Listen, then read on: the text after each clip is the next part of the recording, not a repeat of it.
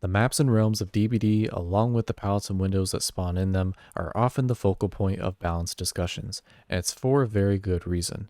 Maps are one of the biggest determining factors in the outcome of a match.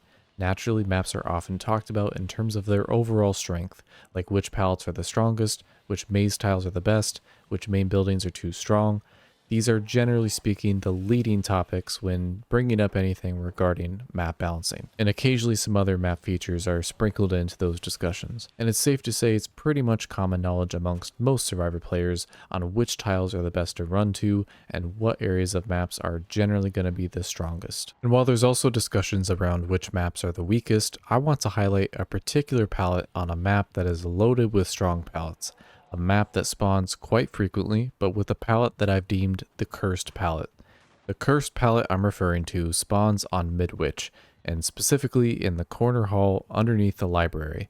In other words, it's the room with the ramp into the ceiling. No, I'm not referring to the very obvious palette that you see as soon as you enter the room. I'm talking about the palette that spawns all the way back in the corner of the room. I don't blame anyone if they've never given this palette much attention or even noticed it before.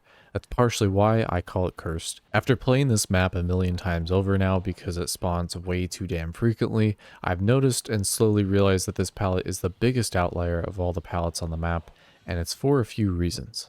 First of all, the palette is just simply not obvious to run to. I mentioned a moment ago that there's a very obvious palette that this cursed palette shares the room with, and this obvious palette has probably been looped a million times at this point. If you notice, no matter which way you enter the room, the cursed palette is never that visible. The very obvious palette is always right there for you to see. Whenever you enter the room, it's basically in your face, but the cursed palette is all the way in the back. Secondly, this cursed palette is a shorter loop than the other palette in the room.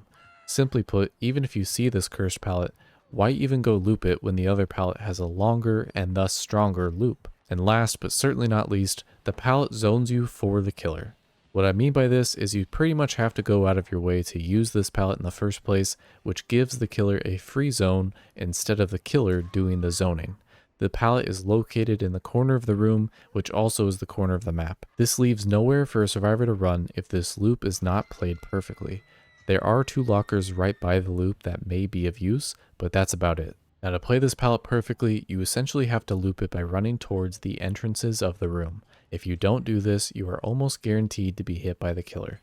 Now if the killer plays it the correct way, they should force you to loop it by running towards the wall, which is what should guarantee the killer a free hit. If the killer forces you to run towards the wall, you pretty much have to stun them and just try and make it to the other pallet in the room, if it's still there at least. But even if you stun the killer, it's obviously not a guarantee you can even make it to that other pallet, because in order to make it to that other pallet, you have to make it around the cursed pallet loop before the killer's stun animation is over. Overall, this pallet is a weak, hidden, and almost unusable pallet that is outclassed by every other pallet on the map.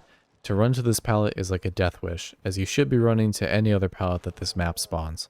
With that being said, Midwich is certainly not short on strong pallets as it stands right now, so I see no reason to buff this particular pallet at this time. But in a situation where Midwich ever gets a pallet review in the future, I'd love to see some other pallets get nerfed and this pallet be buffed in some way. I'm not exactly sure how this pallet could be buffed, but until it's ever changed, it will remain a cursed pallet to me.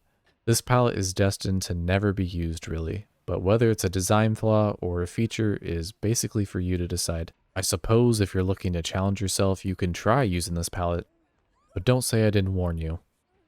That's all for now. Thanks for watching.